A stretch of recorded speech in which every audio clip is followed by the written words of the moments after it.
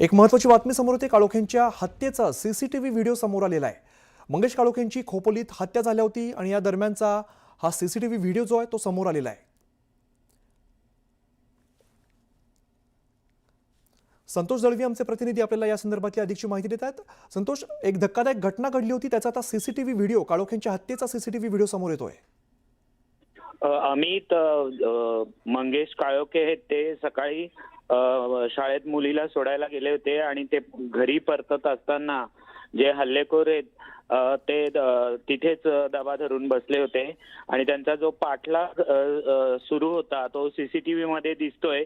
आधी तिघा जणांनी त्यांना मारहाण करतायत आणि त्यांना खाली पाडले आणि त्यातून मग जे नंतर उर्वरित दोन जे आरोपी धावत येऊन त्यांच्यावर कसे सपासप कुऱ्हाडीनी तलवारीनी वार करतायत हे आपल्याला सीसीटीव्ही मध्ये स्पष्ट दिसतंय। अमित, अगदीच धक्कादायक व्हिडिओ म्हणावा लागेल।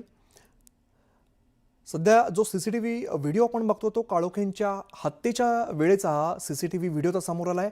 मंगेश काळोखे यांची खोपोलीमध्ये हत्या करण्यात आली। मुलीला शाळेत सोडल्यानंतर ते परतत असताना त्यांच्यावरती हा हल्ला करण्यात आलेला आहे। आमचे प्रतिनिधी संतोष आपल्यासोबत, त्यांच्याकडे पुन्हा एकदा जाऊया। संतोष, हे जे आरोपी आहेत त्यांचा शोध घेतला जातोय का किंवा त्यांना ताब्यात घेण्यात आलंय का? या संदर्भात काही अधिकची माहिती आहे का? पोलिसांची 8 पथकं त्या आरोपींच्या शोधात आहेत।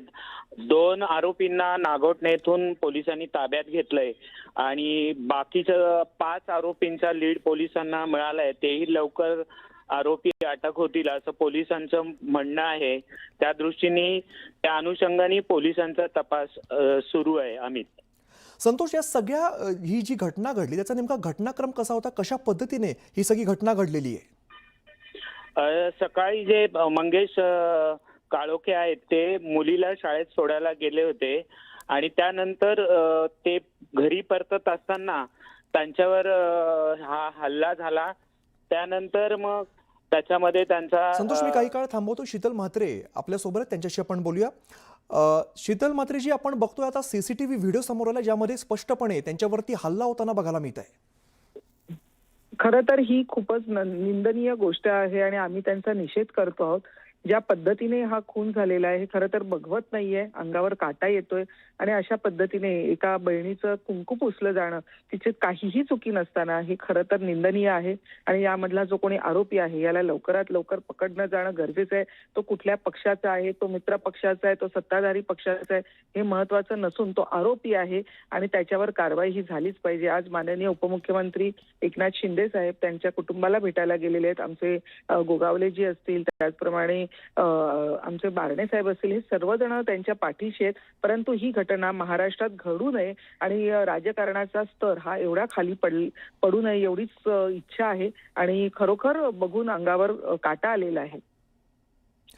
तपासाबद्दल काय सांगाल? कशा पद्धतीने तपास झाला पाहिजे किंवा काय कारवाई नेमकी झाली पाहिजे? लवकर झाला पाहिजे, फास्ट ट्रॅकवर झाला पाहिजे। जे कोणी सीसीटीव्ही मध्ये ज्यांनी हल्ला केलाय त्यांचे चेहरे दिसत असतील तर त्यांना लवकरात लवकर पकडलं पाहिजे। मला वाटतं स्वतः गोगावले साहेबांनी त्यांची नावं सुद्धा सांगितलेली आहेत, त्याच्यामुळे त्यांना लवकरात लवकर पकडून त्यांच्यावर कडक कारवाई झाली पाहिजे आणि त्यांना कुठल्या पक्षाचे आहेत म्हणून त्यांच्यावर कुठलीही दयामाया दाखवू नये आणि परत महाराष्ट्रात अशी घटना घडण्याची म्हणजे जर घडत असेल तर मला वाटतं त्या आरोपींना चाप बसणं फार महत्त्वाचं आहे। निश्चित, धन्यवाद तुम्ही संवाद साधलात त्याबद्दल। आमदार महेंद्र थोरवे सध्या आपल्यासोबत आहेत, त्यांच्याकडे आपण जाऊया। महेंद्रजी, आपण बघतो सीसीटीव्ही व्हिडिओ जो समोर आलाय अगदी भर रस्त्यामध्ये हल्ला होताना त्यामध्ये बघायला मिळतंय। या सगळ्या लोकांवरती पोलिसांचा धाक किंवा प्रशासनाचा धाक राहिला की नाही असा प्रश्न निर्माण होतोय।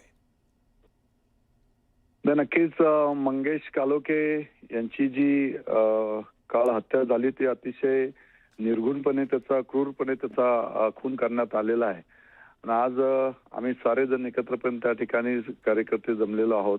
माझा अतिशय जवळचा सहकारी मंगेश काळोखे हा होता। आज स्वतः शिंदे साहेब सुद्धा त्याला भेटण्यासाठी त्या ठिकाणी त्याच्या कुटुंबियांना भेटण्यासाठी आलेले होते।